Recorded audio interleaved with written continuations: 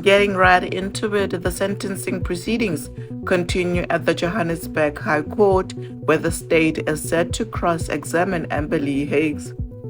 Amber was convicted for the sexual assault and unaliving of 4-year-old Nara Jane Chalita, the daughter of her ex-boyfriend, in 2023. The 26-year-old is taking the stand for a second time, this time for mitigation of sentencing. On Wednesday, the court heard her detailed account of the events leading up to the murder.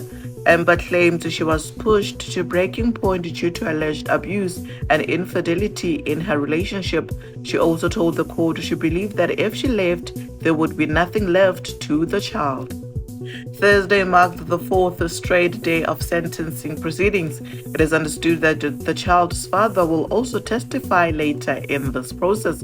The case continues to grab the nation.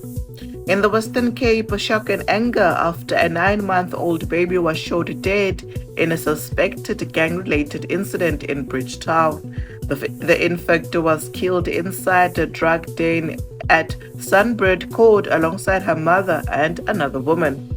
The chairperson believes even the imminent deployment of the South African National Defence Force may be futile if residents and police don't rebuild trust and take control of their neighborhoods. He says law enforcement must regain community confidence to curb ongoing gang violence. The Economic Freedom Fighters is calling on the Special Investigating Unit to investigate the Health Department's 2025 antiretroviral drug tenders. The party says it does not trust the procurement process after 2 of the 7 awarded pharmaceutical companies entered business rescue in December, the same month they were expected to begin supplying ARVs. Health Minister Aaron Motsoaledi has welcomed the probe call, saying he wants to prove he is not involved in any corrupt dealings. He admitted that the digital vibes scandal involving former Minister Zweli Mkhize damaged public trust in the department. EFF MP Naledi Chirwa says officials must be held accountable for awarding contracts to company allegedly on the brink of bankruptcy.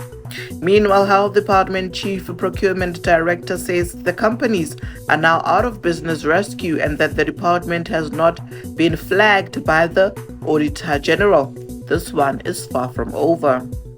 And the High Court of South Africa Gauteng Division Pretoria has convicted 3 people for the brutal murder of Dumisani Phakathi. The court heard that in September 2023, the trio assaulted Phakathi at a chicken farm in Mamukhali-Skral after spotting him walking past the property.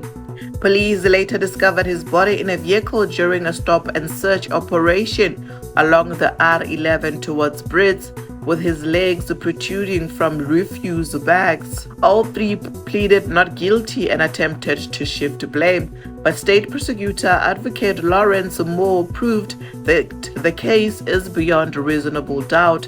The matter has been postponed to March 16 for sentencing. I'm Thokozile Mangana, and that's what you need to know before you scroll.